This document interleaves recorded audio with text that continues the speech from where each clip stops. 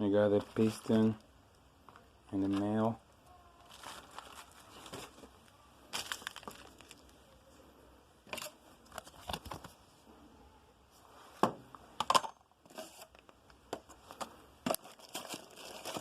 Here it is. Ta-da!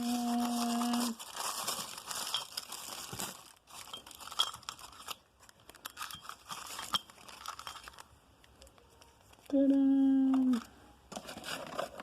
I can't wait to go fix my four-wheeler.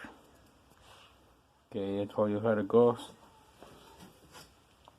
This is the cylinder. I need to bore it a little bit so the new piston fits. It's a little bit bigger, so it's supposed to be bored, I guess. Tell you how it goes.